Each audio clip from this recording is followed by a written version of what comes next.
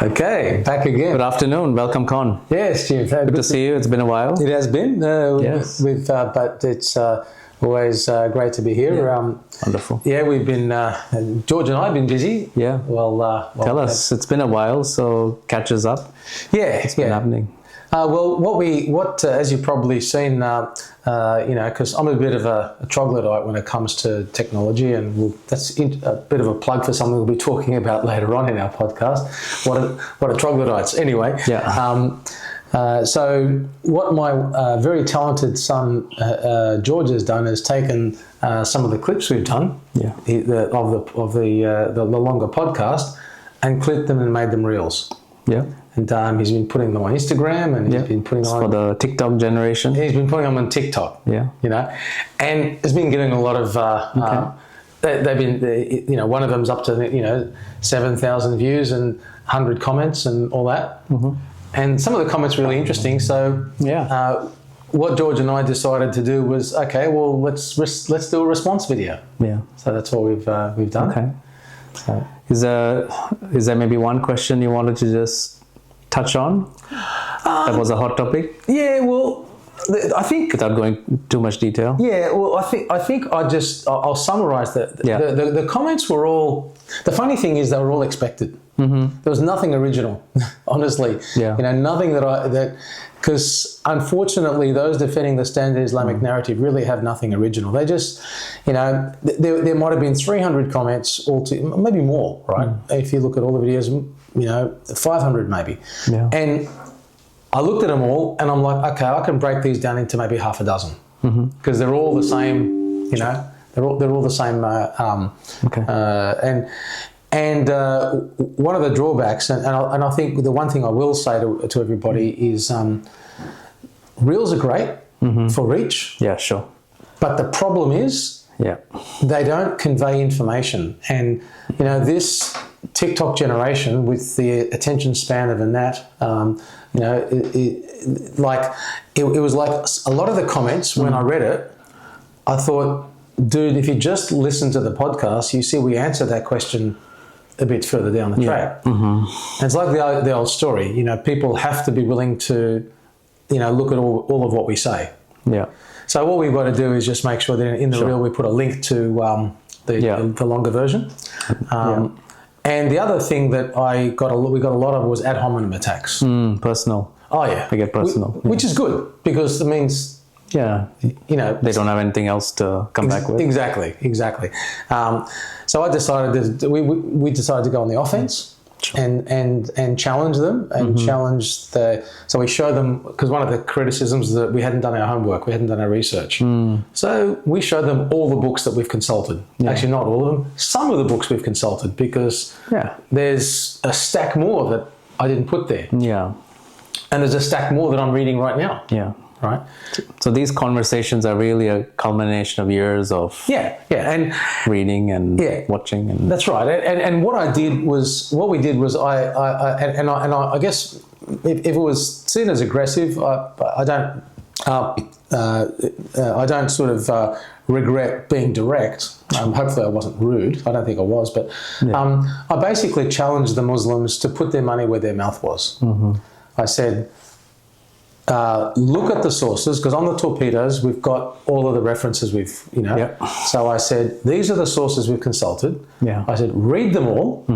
Read all the footnotes. Yeah. For example, in the Stephen Shoemaker book, here's the chapter on memory science. There's like X number of footnotes. Read the chapter, read the footnotes, show us where he's wrong. Put it in writing, send it to us. Yeah. And I said, we'll contact the scholar on your behalf. And I said, if you're not prepared to do that, then don't waste our time. And I don't think I've had anybody take us up on that challenge just yet. Okay. And you know what? I don't know. Do you think anyone's going to take us up on that? Don't know. We'll see. We'll have to wait and see. No, personally, I think it's less likely. Yeah. Because people like to throw rocks because it takes time to do serious research. Yeah. And I just think people are just too used to just sitting there and throwing rocks. Anyway, okay, it was fun. Let's get into our topic today. Yes. Well, today, just as a recap, what we've done is we've looked at what the what the Islamic narrative says about the Islamic sources and about how the information was collected. Yeah. And we've seen that there are a lot of holes in that narrative, and the problems with the Islamic sources, and why wasn't it written down, and how late they were, and this idea of memory science and Chinese whispers. Sure. Then we looked at, if you recall, was there any archaeological evidence for Mecca? And we showed that there were big problems with that narrative, and there really wasn't any compelling archaeological evidence for Mecca from the 7th century. Yeah. And why are we doing this? Because the Muslims can't come to me and say they found a Muhammad. They have to find the Muhammad. Yeah. The Muhammad who was born in Mecca in 570, received the Quran for these years, and died in 632, and whose followers were called Muslims from the beginning. Yeah. They have to find that Muhammad. And for them to find that Muhammad, they have to find Mecca. Yeah. In the 7th century. Okay, and so we showed archaeologically it doesn't. There's no evidence, because if you recall, the Islamic narrative says that Mecca was around from the time of Abraham, and we showed that that's not the case. Yeah. So what we're going to do today is we're going to look at, okay, well, besides archaeological evidence, we've also got written sources, because unlike the Arabs, okay, who were allegedly illiterate, people around Arabia wrote things at the time, before and after, and we're going to look at what they say and whether they give us any evidence of the mention of Mecca. Yeah, okay. So let's get started. Yeah, so basically, we're looking at three kinds of, to keep it simple, we're looking at sources from people who wrote in Greek, Greek sources, sources from people who wrote in, Latin, so Roman sources, and then others from the early Christian era. Yeah.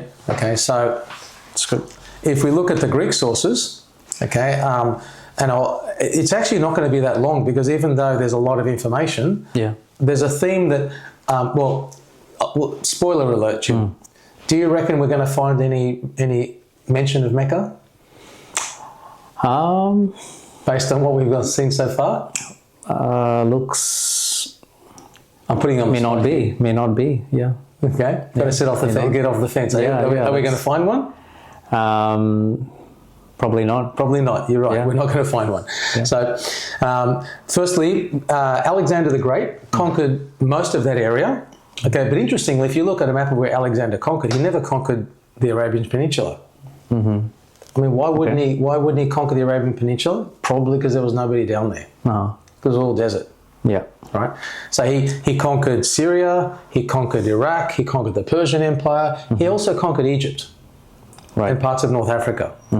So so he imported Greek and Greek speaking and Hellenism into that area. And the Greek sources, basically, the Greeks were very meticulous and very careful when they were reporting geography. They also went to places themselves, and also don't forget, these people are going by ship. Right, by sail, and they need water. Yeah, right. So they've got to have places where they can stop regularly. Okay, and if there weren't any places to get water, they wouldn't have been able to go there. Yeah, right. So whatever they do describe is because there's water there. Now, if there's water, there's going to be people. Does that make sense? Yeah. Because if there's no water, there's unlikely to be any people. Sure. I mean, can you have a town, in a city, where you have a stable water supply? No. No. I mean, this might be a bit off topic, but why is it that the earliest civilizations are in Mesopotamia and Egypt? Yeah. I mean, what's in Egypt? What's the water body? Yeah, what's in Egypt? They've got this massive river. They got the Nile, yeah. The Nile, yes. Okay? So, massive river, nearly one of the longest rivers in the world. You got water there. Mesopotamia is a Greek word. Yeah. It means Mesopotamia, means between the two rivers. Okay, you might not know the two rivers, but one of them is actually in the Bible. The Tigris River on the east and the Euphrates on the west. All right, so you have civilization there because it's very well watered. Sure. Yeah. Palestine, or what's Israel now, and Jordan is also very well watered. Yeah. You got the Sea of Galilee. Yeah. Jordan River. Dead Sea. Right, and a lot of other rivulets. So, So Alexander, we know he sent 3 naval expeditions from Babylon, And the idea was to go around the Arabian Peninsula, the Persian Gulf, because Babylon is in Iraq, and so they'd be starting in the Persian Gulf to go around the Arabian Peninsula and come back. Yeah. Reality is, none of them made it anyway all the way around to the west. And why? Because there were no cities, harbours, or inhabitants for them to anchor and to get water. Now, none of them mentioned Mecca. So we're talking, this is sort of AD, this is sort of 300s BC. Okay. Yeah. The next, then we've got a guy named Theophrastus, who was a Greek historian from the 4th century BC, again about 300. He writes in detail about South and Western Arabia. We know this because he talks about the Sabaeans. The Sabaeans are from South Arabia. Okay, Saba sounds like Sheba. Queen of Sheba. Queen of Sheba. She's the queen, and she's also called the Queen of the South. Saba, Yemen, is south of Jerusalem, isn't it? Right? So the Sabaeans have been around for a long time. Right. As a matter of fact, the Quran talks about the Sabaeans. Right? So he mentions the Sabaeans, so, you know, they were there. Yeah. Now, if there were people in between, he would have mentioned them, but he doesn't. Yeah. Another guy called Eratosthenes of Alexandria. Now, Eratosthenes was like a polymath. He did geography, but he also did mathematics. I don't know if you know, but he was the first guy to, it's attributed that he's the first guy that calculated the circumference of the earth. And I had an interesting discussion with a Muslim apologist about the Quran, and I mentioned Eratosthenes because he tried to allege that the Quran was the first thing to mention that the earth was a sphere, and I said, no, Eratosthenes, 800 years earlier said it. Yeah. So it was a bit of a... what he did, Eratosthenes had access to a lot of the authors from Egypt under the Ptolemies. Yeah. Okay, and he measured the length of the Red Sea. He described land and marine routes. He describes many towns around Western Arabia. All right, but he doesn't mention Mecca. Yeah. All right. Then we have a guy. His name is Agatharchides. That's right. It's a bit of a mouthful. Okay, Agatharchides, and he was also from Alexandria, 2nd century, 145 to 132, he wrote. Okay, and he also had connections with the rulers, and through that, he got a lot of information from merchants. He also had access to other authors like Eratosthenes, because I don't know if you know this, but Alexandria was home to a massive library in the ancient world. Okay, the Library of Alexandria. Now, legend, or according to the Islamic tradition, under Umar they burned it because he's reported to have said, well, if the books don't agree with the Quran, we don't need them. They're wrong. And if they do agree with the Quran, we've already got the Quran, so we don't need them, so burn them anyway. All right. So that library's been destroyed, but these guys had access to that library, and he synthesized all those writings into one. Now, unfortunately, and this might be a bit technical, but I have to be truthful. We don't have his original document, but we have people who are later writers like Strabo who consulted his original document. We've got Strabo, Plotinus, and Diodorus, and through them we can reconstruct Agatharchides' findings. Now, a guy named Bernstein, who wrote on Agatharchides, says he's one of the most important sources for the study of history and human geography of ancient Northeast African and Western Arabia to survive from antiquity, quote unquote. He describes the geography of Western Arabia from the Red Sea all the way around to Yemen. So down the coast now of the western coast of Arabia all the way around to Yemen. If you look at your map, now Mecca is on the western coast, isn't it? Well, it's not exactly on the coast, but it's not on the eastern side of Arabia. It's on the western on the west side. The west side. So he describes the geography, and he also doesn't just stick to the coastline, but he goes more than 160 kilometers inland. Now, why is that important? Because Mecca was 80 kilometers from the coast. So if he goes more than 160 k's inland, if Mecca existed, he would have found it, wouldn't he? If it was this thriving metropolis, that had, that was around from the time of Abram, he would have found it, right? But also so he mentions different towns. He also mentions temples to different gods. For example, there was a temple to Poseidon in Sinai. He mentions that. So if there was a thriving town at Mecca, he would have mentioned it. But if there was a religious center at Mecca, surely he would have mentioned that as well, because he goes to the trouble of talking about other religious centers, right? But there's no mention of Mecca. There's no mention of any shrine. Okay, now, Diodorus of Sicily, 1st century BC. So we're going down. We've gone to, 3rd century, 2nd century. Now we're going to 1st century BC. Okay, he drew on the work of Agatharchides. Okay, described the geography of Arabia. Again, no mention of Mecca. But there is something interesting. You're probably going to ask me about this. Is that he does mention a temple where the Arabs worshipped in Arabia. Yeah. So, what do you think of that? The Arabs worshipped. Yeah, he mentions this. He mentions there's a temple where the Arabs worshipped in Arabia. Okay. And is that a reference to Mecca or the Kaaba? Well, that's what Muslims would like to say, right?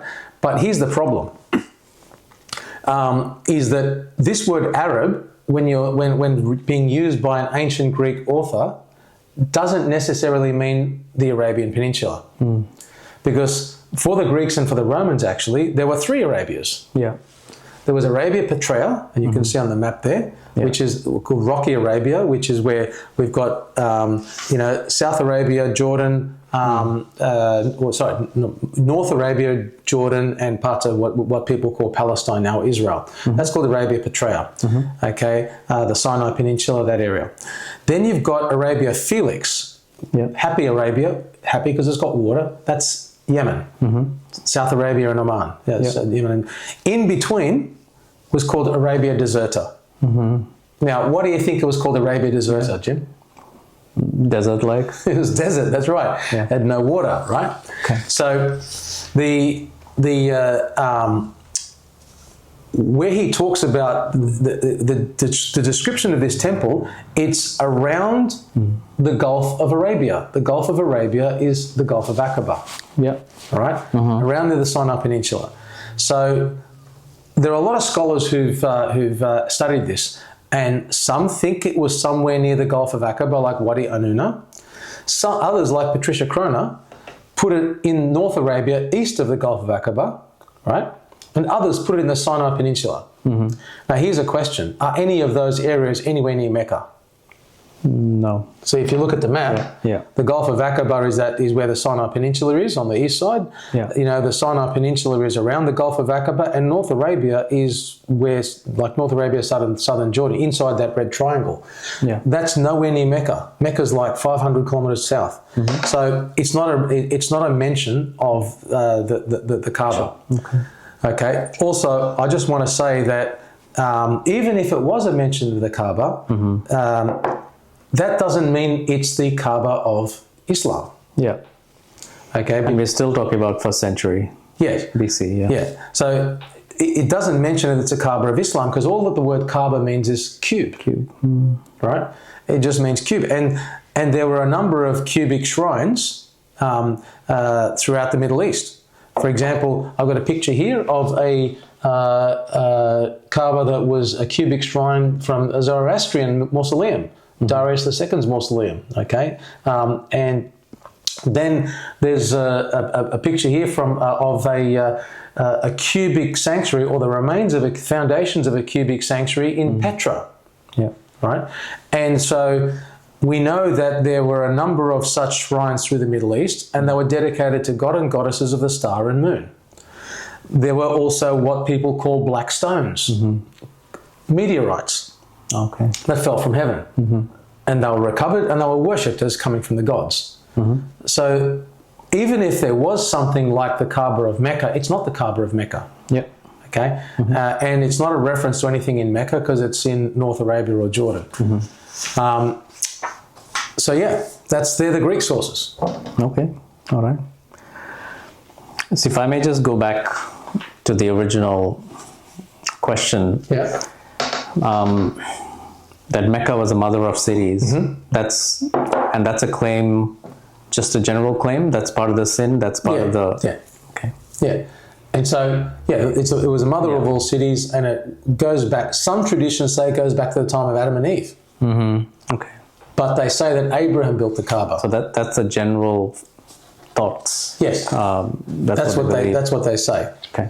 But so far, we've looked at Greek sources. Is there any mention of Mecca? No. No. So we're going to turn the page. Let's keep going, yeah. Yeah. What about Roman? Okay. So you're asking me about the Roman sources. Mm-hmm. Okay. Well, the Roman sources begin around 30 BC because in 30 BC, see, again, everything is from empires. Who controls what? Yeah. Okay. So the whole area of the Middle East has been a plaything by emperors and by, like, the Assyrians conquered it, as we saw, the Babylonians conquered it, right? Alexander the Great conquered, the Persian Empire takes it. Alexander the Great comes and conquers the Persian Empire, right? And then the sort of post-Alexander kings, there was like the Ptolemies in Egypt, there's Seleucids in Syria and all that. Mm-hmm. So if you know anything about history, he died young, he didn't have a successor, so it was broken up into 4 parts. Mm-hmm. And those guys pretty much controlled the area until the Romans came along. Sure. Yeah. Okay. So 30 BC, under Pompey, he annexes, Julius Caesar takes, Pompey takes Judea, but Julius Caesar first goes to Egypt. And obviously we know the story about how him and Cleopatra, and then she then, goes for Mark Antony and all that. Yeah. But it became a Roman province by about 30 BC. All right. And Rome then sent troops to control the Arabian side of the Red Sea because they wanted to fortify their flank. All right. So we actually have Roman sources that, the emperors commissioned to explore. And the Emperor Augustus actually, as we'll see, sent an expedition to try and, let's document, because the reason why the Romans had such an empire that lasted so long was they were very meticulous about their borders. Yeah. Remember, they built roads so that everyone could communicate. You can't build roads unless you know the geography of where you're intending to build a road. So, sure. Firstly, we've got a guy named Strabo. Strabo lived from 64 BC to 23 AD. Okay, so he lived about, best part of 60 to 70 years. So he did his own observations, but he also referenced the earlier Greek writers we talked about. And as we'll say later, Augustus sent an expedition under Gallus, the governor of Egypt, to explore all the areas of Arabia. So a military expedition, 10,000 soldiers. Yeah. Strabo went along. So he's about as close as we can get to the eyewitness, right? So it goes along. Now, let me read what Strabo says. Yeah. And hopefully the audience can bear with me. He says this.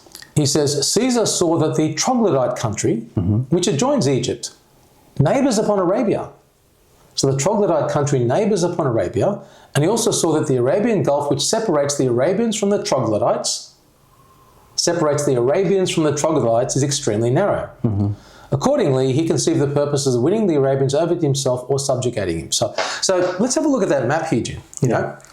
The Arabian Gulf separates the Arabians from the troglodytes.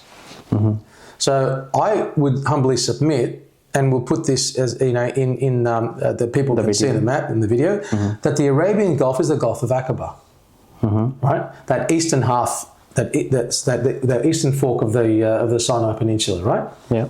Okay. So, and interestingly, he says this Gulf separates the Arabians from the troglodytes.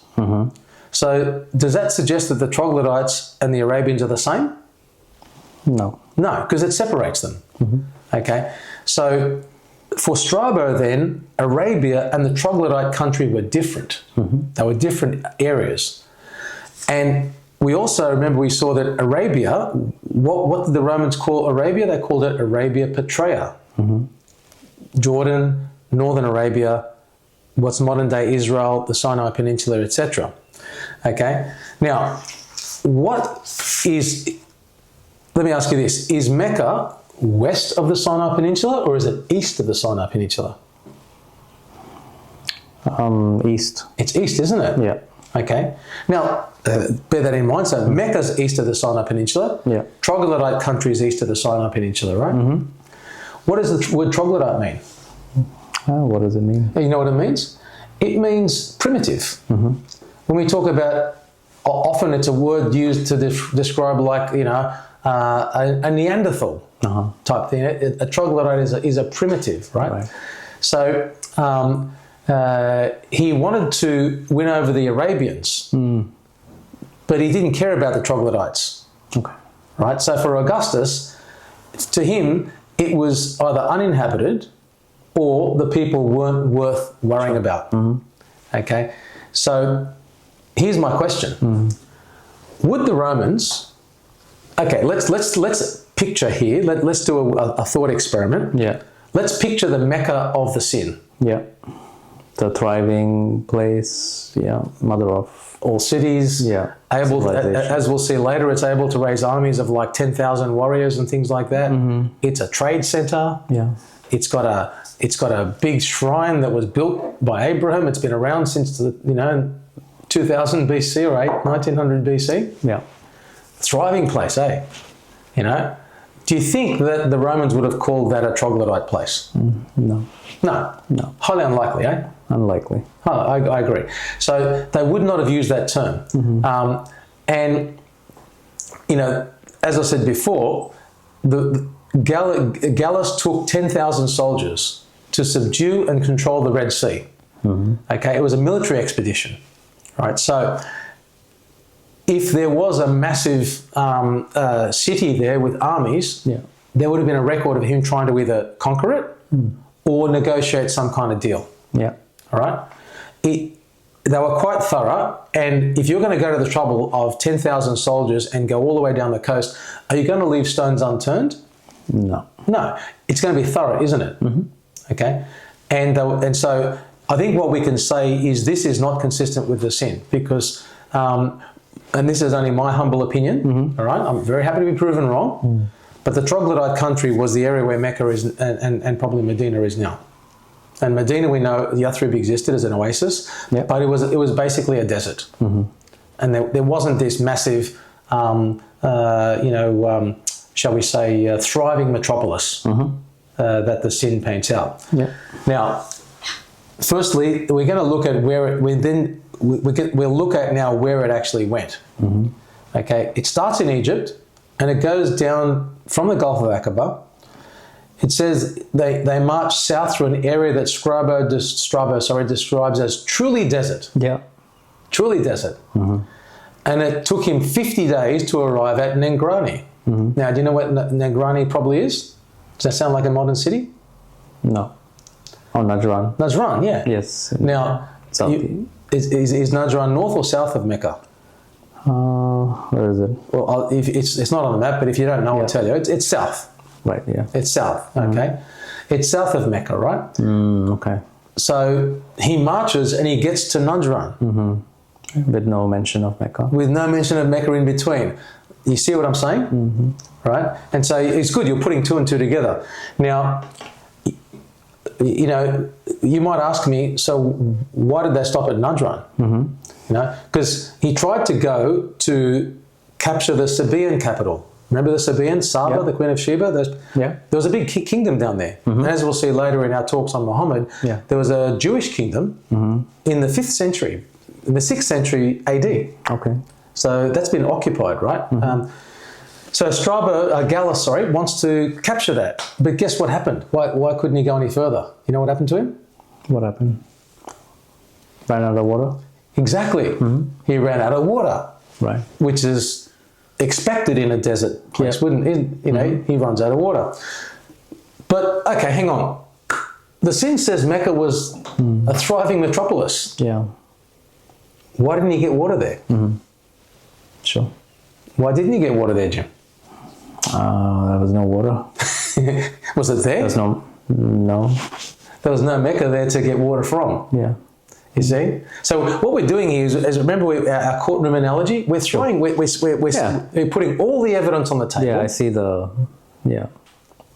You see? I see the train of thought, Yeah. We're putting all the evidence on the table. Yes. And we're saying, well, you're saying Mecca existed. And we're like, prosecuting attorney saying, okay, well, explain this. Sure. Explain this. Yeah. And it's a cumulative case of a weighted evidence. Yep. So Yeah, so why didn't he get water supply from Mecca? Well, the logical answer is what? Just wasn't there. It wasn't there. No water, yeah. There's no water. Mecca wasn't there.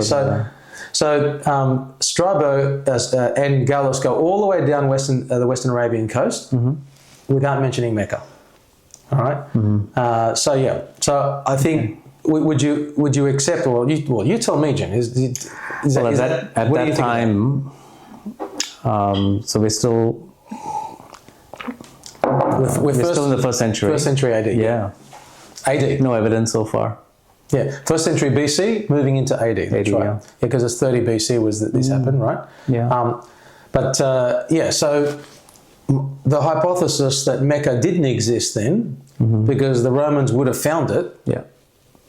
Do you think it's reasonable or unreasonable?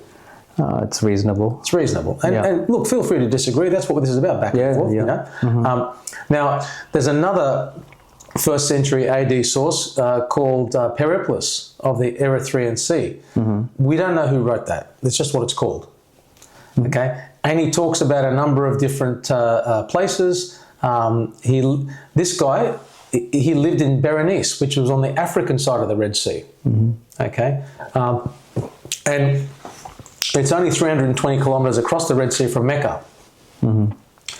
And as we'll see later, Pliny mentions it, and Pliny wrote from 72 to 76 AD, so this guy must have been before Pliny. That's why they put him around 60 AD. And he mentions people that we can identify, like he mentions a king that Josephus mentions. He mentions a king of the Hadramaut, which is, again, in Yemen. That has been verified by inscriptions. And this guy mentions places much further away than Mecca, like India. Okay? And he mentions trade from places like India. So if it mentions places like India and South Arabia and places like that, and it's sort of just across the sea from where he lives, and Mecca's in between, if it was a thriving metropolis, wouldn't he have mentioned Mecca as well? Yeah. Okay. It was there. It was there, right? It's like, if it did, this is a good analogy that people use, but I like it.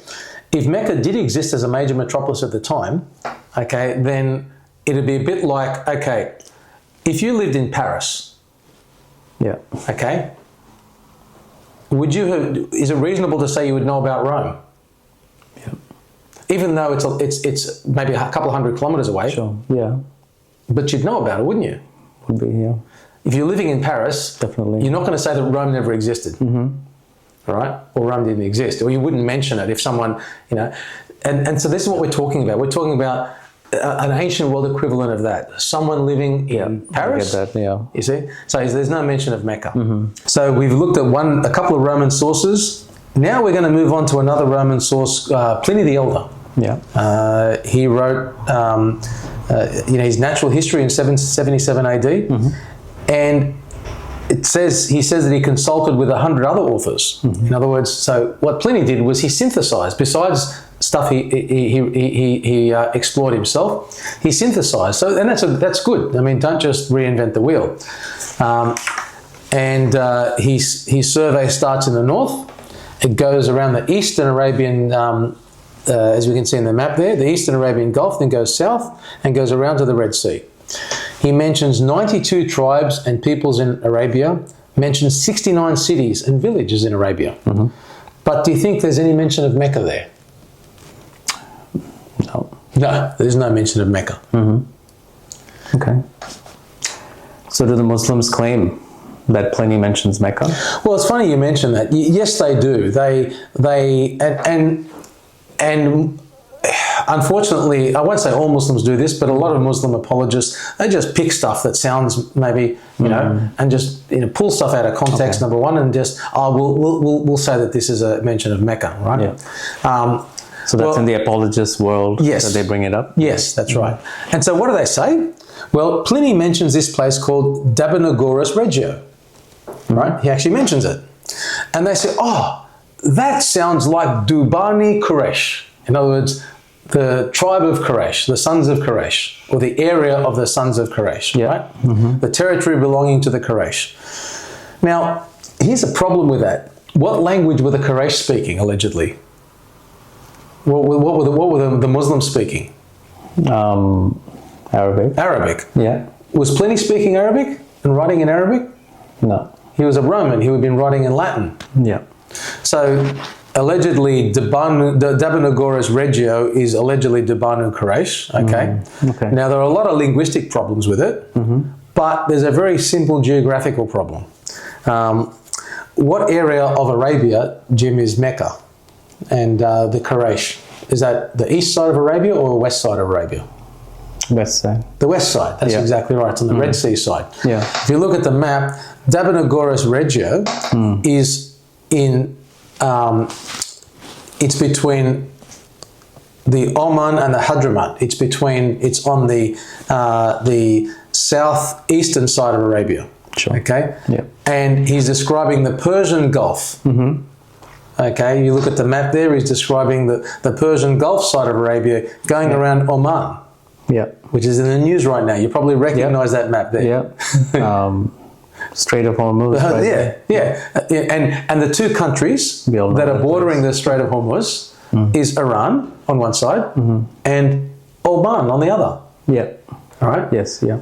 The complete other side of the peninsula. And in between, hundreds of kilometers of punishing desert. Right, yeah. So this is not Mecca. I'm sorry, my Mr. Muslim, it's not Mecca. There's another claim, because Pliny mentions this place called Portus Morcabae. Portus Morcabae. Oh, that must be Mecca. Yeah. Well, let me ask you, does Morcabae sound like Mecca? No. No, it doesn't. For a start, you know, and I'll keep it simple, but Arabic and Semitic languages are three-letter roots, like they're consonantal roots. So the Mecca is either MKK or MKH. Okay. But Morcabae is MKB. You see? Yeah. Different, completely different word. Also, they have the same problem. Okay, again, that's in Latin. Portus Morcabae, that's in Latin, it's not in Arabic. And it's on the eastern side, same as Dabanagoras Regio, because that's where Pliny's survey was. Yeah. Pliny's survey wasn't on the Red Sea side of Arabia. It was on the eastern side mainly. Yeah. Okay, so that doesn't work. So we put aside, so Pliny, he makes no mention of Mecca. So he's a 1st century AD. Yeah. So we've gone from BC, 4th century, 3rd century BC, 2nd century BC, 1st century BC, 1st century AD, no mention of Mecca. Okay. Now we go to 2nd century AD, Ptolemy of Alexandria. Okay, so Ptolemy was, again, a polymath. He wrote books on astronomy, astrology, but also geography. You probably heard in your, your science class that before Copernicus, the Earth was around the sun. Everyone thought that it was Ptolemy's model or Aristotle's model that the sun went around the Earth. All right. So Ptolemy was a very smart man. Okay. Also, Ptolemy established, one of the good things about Ptolemy is he established a system of longitude and latitude, like a grid system. Right. Okay. And it's not exactly the same as the one we use today, but later map makers used Ptolemy stuff. And even though it's a bit primitive, people have actually been able to create, simple maps of areas described by Ptolemy. All right. And, I've got one of them here. And guess what? Ptolemy doesn't mention Mecca. All right. In Book 6, he gives coordinates for several cities in Arabia. So in other words, he gives the coordinates, like the grid coordinates. Right. But none of them mention Mecca. All right. And then, as I said here, we've got this, in the 15th century, somebody reproduced, taking Ptolemy's references and putting them on a map and saying what it would look like. Yeah. And so it looks sort of, roughly like the Arabian Peninsula. Yeah. But Mecca's nowhere. Yeah. Okay. So so he doesn't mention Mecca. Well, they think he does. Don't Muslims mention that Ptolemy mentions Mecca? Well, they play loose with well, let me rephrase that. Just like with Pliny, they take things that might sound like Mecca and say that's a mention of Mecca. Yeah. Right? So Ptolemy mentions a place called Makaraba. Okay? And they say, oh, that's Mecca. Yeah. But remember, linguistically, you can't say that. Mecca is either MKK, Makkah, or MKH, depending on how you want to spell it. Most people say it's MKK, Makkah. But Makaraba in Arabic would be MKRB, Makaraba, right? Yeah. So even though you might be able to say that, and Arabic is, and I'm not a native Arabic speaker, but I know enough to know that it's the consonants that's a big deal in Arabic, right? Yeah. If the consonants are different, you can't equate them. And here's a couple of geographic problems. As we'll see, Ptolemy places Makaraba, he mentions a place called Lathripa, which sounds a lot like Yathrib, and most scholars accept that he's talking about Yathrib. Yathrib is Medina. Okay? Now, if you look at a map, all right, Ptolemy places Makaraba east of Yathrib. But Mecca's actually west of Yathrib. Okay? Also, Ptolemy places Makaraba south of cities in Mecca. Cities in Yemen. Yeah. Now, where's Mecca in relation to Yemen? Mecca's north. Mecca's north. Yeah. Mecca's a long way north. Yeah. Mecca's like hundreds of kilometers north. Okay, so Makaraba was actually south and east of modern-day Mecca. And so I won't go into great detail, but people like Dan Gibson have looked at things and they found that because Ptolemy underestimated the size of the Arabian desert, so some of his coordinates are a bit wrong. Yeah. So when they've more accurately sort of redone them, because they found that Dan Gibson put Makaraba in sort of the northern part of Yemen, again south. Because when they looked at when people took Ptolemy's coordinates and put them on maps today, some of the places he did identify would be in the Indian Ocean, in the Arabian Sea. Yeah. If you look at that map that we've got here, Yeah. they would have been in there. Oh, yeah. Because what Ptolemy didn't do is he thought the desert was smaller than it was. So, but that's just, I mean, this is the limitation. So,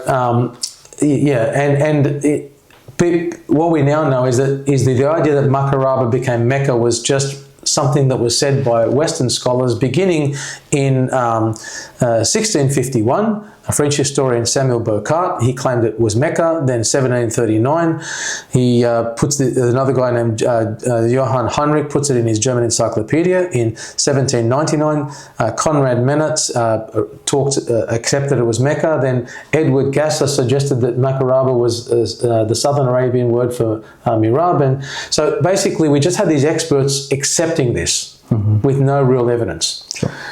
Now, Ian Morris, you read this quote from Ian Morris from the University of Amsterdam. He says, "Why then is there still a consensus that Makaraba is Mecca?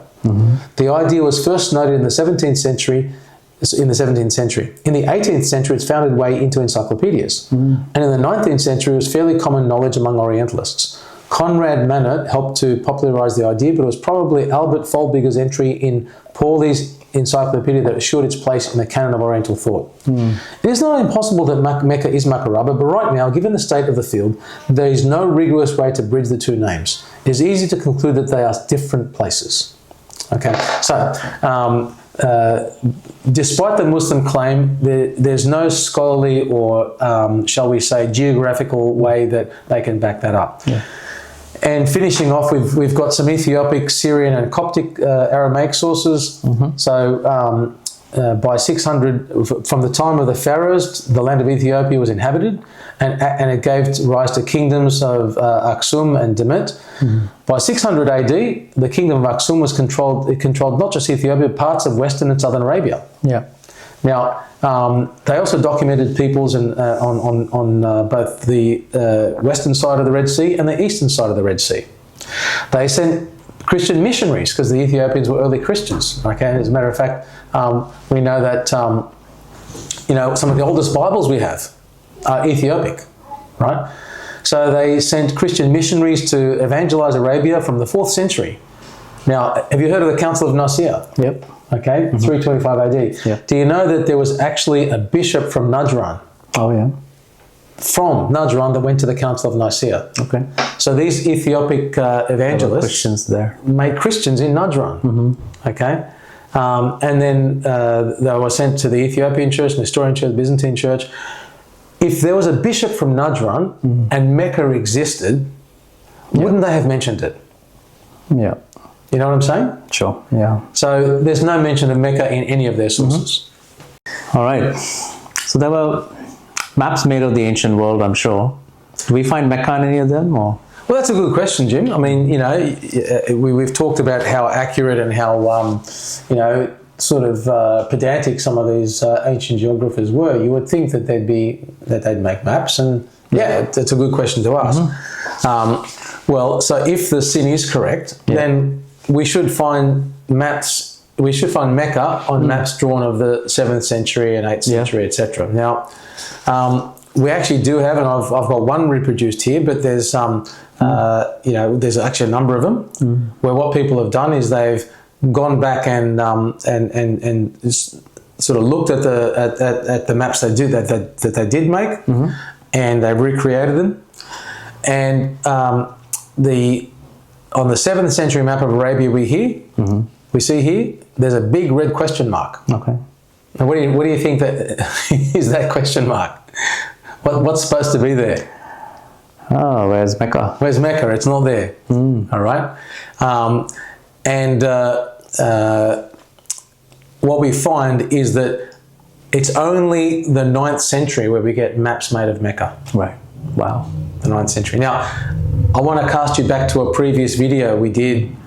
You might not remember, but do you remember, like, if you don't remember, that's fine, but we talked about coins, right?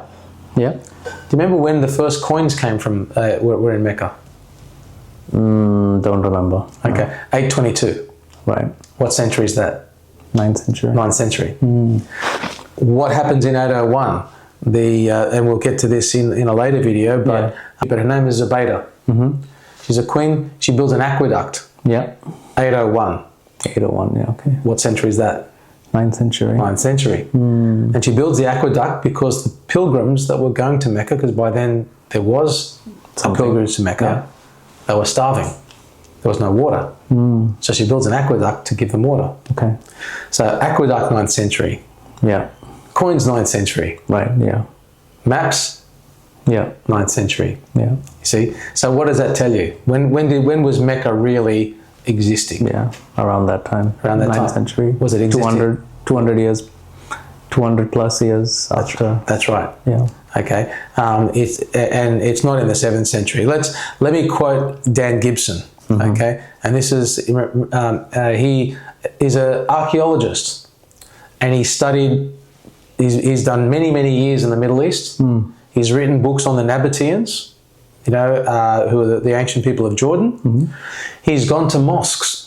You know, he's got some controversial work that not everybody agrees with, but at least he's gone out there to look at them. He's gone to like dozens and dozens, maybe close to 100 mosques, to look at where did they point, because every mosque has a wall in the side, a gap in the side that allegedly points to Mecca. Right. So because you know the Muslims have to pray 5 times a day, so when they go to the mosque, they know which direction to pray. Sure.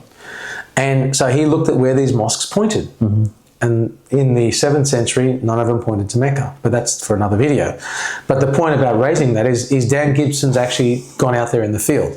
And so he says this, quote, "Over the years I've gathered copies of many ancient maps of Arabia and have diligently had them translated and transcribed, but never once did I find Mecca mentioned on an early map," unquote.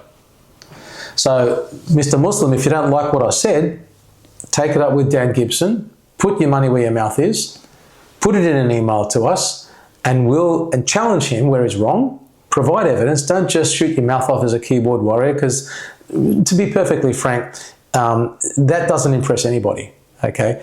Put your money where your mouth is and send us something, and then we'll contact Dan Gibson and tell him where he's wrong, if he's wrong, you know? And guess what? You'll be famous, because you will have forced an academic scholar to recant their position. and you'll be instant YouTube celebrity. Okay? Or if you won't do that, then we'll ignore you. So, as it says, we've just touched on this, that Mecca is not on any maps before the 9th century. There are no coins before the 9th century. There's no water there before the 9th century. See, we're seeing, and guess what? You know all of those hadith collections? Yeah. Guess which century they start to appear? 9th. 870. Okay. Sahih Bukhari, he died in 870. What century is that? Yeah, 9th century. That's right. So are we seeing a pattern? So when's the first mention of Mecca outside of Islamic sources? Well, that's an interesting question because it's one of those that continues to evolve. For a long, long time, okay, the first mention of Mecca outside of Islamic sources was a document dated AD 741. Okay, Continuato Byzantica Arabica. Now, it mentions Mecca, Abraham's house, right? And we might say, oh, but Con, didn't you say it was the 9th century? 741, which century is that? 8th century. 8th century, okay, but it's still not the 7th. Okay, Yeah. but it's not good. Muslims, you can't really hang your hat on this, because if you read the rest of the passage, it says, quote, Mecca, Abraham's house, lies between Ur in Chaldea, and Haras. Okay. Patricia Croner and Michael Cook, and I tend to agree with him, says that Haras is probably Haran. This is northern Syria or southern Turkey. Where is Ur in Chaldea? Where's Chaldea? Where did Abraham come? The Ur of the Chaldees. Where that was that in Arabia? No. It was Mesopotamia. Right. Yeah. You see? So he's somewhere. This Mecca is somewhere between Ur, which is in Mecca, Mesopotamia, and Haran, which is northern Syria. So somewhere in southern Turkey, you see the map there? Yeah. Somewhere there in that circle. So they happen to mention the word Mecca. Yeah, and look what we've got up here. We've got Syria, we've got Armenia. Okay, that's nowhere near. That's on this map.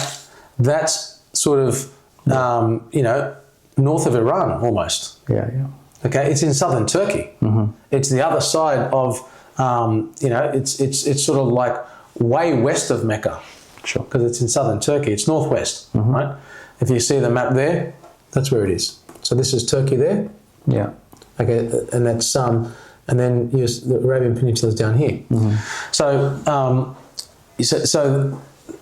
that doesn't help. Some other Mecca, maybe. Or yeah, exactly. Who knows what it is. Could be some other Mecca. Good point. Yeah. And on that point, the some other Mecca is also a possibility, because my good friend Mel, from anyone who follows Islamic apologetics, knows, he's a lovely guy from Ireland. His YouTube channel is called Islamic Origins. Okay, and what I like about Mel is, and plug to Mel's channel, Islamic Origins. Make sure you guys subscribe.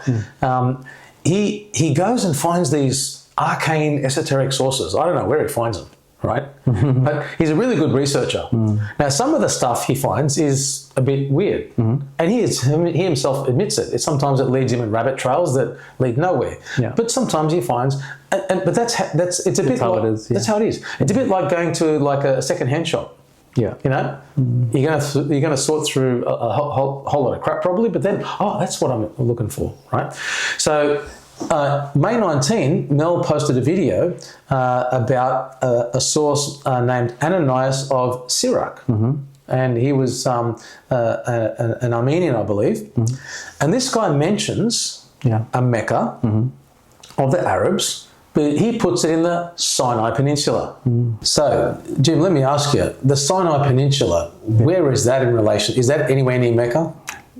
No, it's far, far away. It's far, far away, that's right. I mean, for those people who don't know, the Sinai, you might remember the, Exodus in the Bible. Yep. So they went from Egypt, and they went across the Red Sea, and they went into the Sinai Peninsula and wandered around in the wilderness, and then went up to the Promised Land. So it's between Egypt and Israel. Mecca's like 500 km south, southeast. So Now, some people, the scholars tend to accept that Ananias of Syriac is a 7th century source. Okay, so maybe, I think what you just said then before about maybe there was more than one Mecca, that's not unreasonable. So we've got a reference to Mecca in the 8th century up in sort of southern Turkey, but a reference to Mecca in the 7th century in the Sinai Peninsula, but none of them are anywhere near Mecca. Sure. Okay, and so unfortunately, none of that supports the sin. Standards Islamic Tawhid. So just to summarise, what we've done here, guys, is we've gone through a series of sources. We've gone from Alexander the Great sources, 4th century BC, and he went part way around the Arabian Peninsula. No mention of Mecca.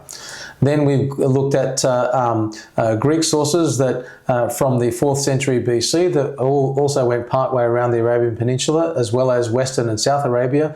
No mention of Mecca.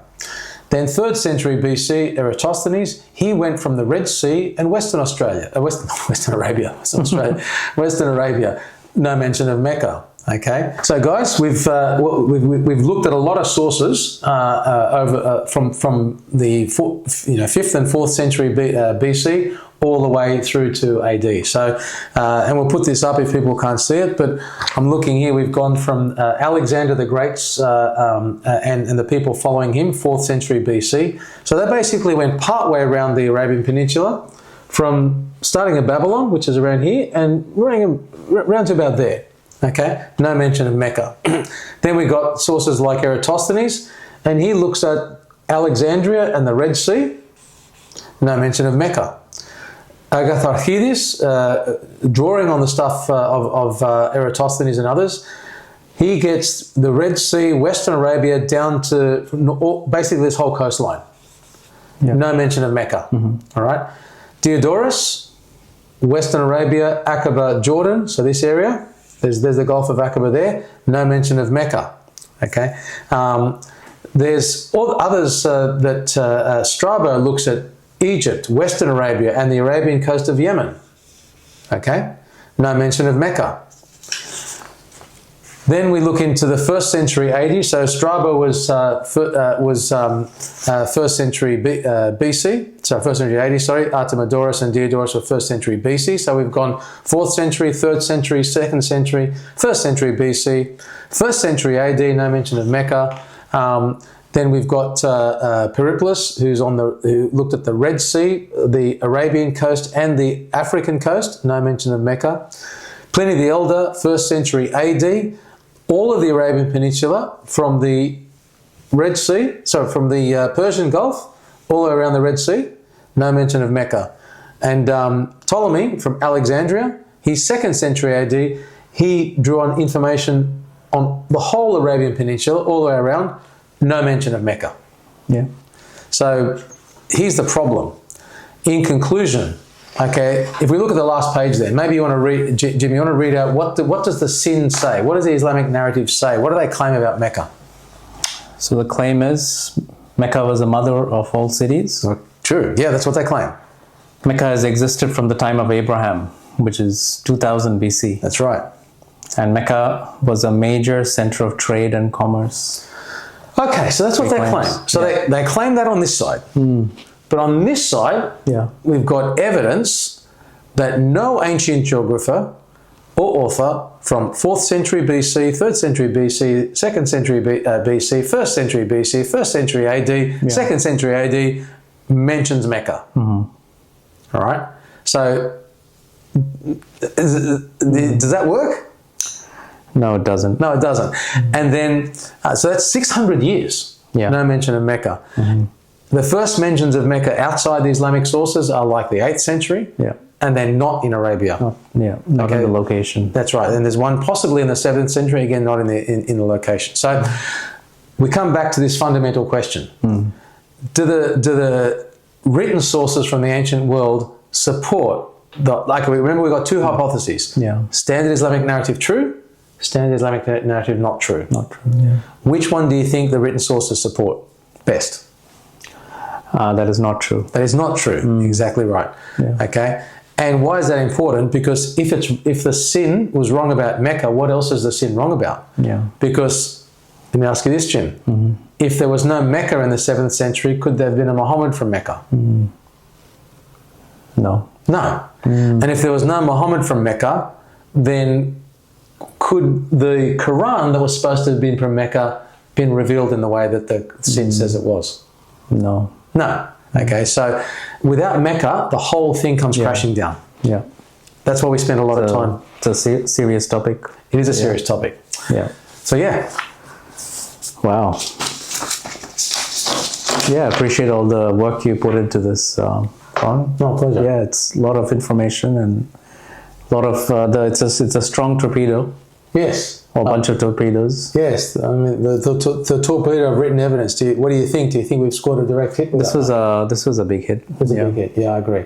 Yeah. Well, the next video. Yeah. What are we talking about next? We're going to look at. Okay, let's look at the Islamic sources and what they say.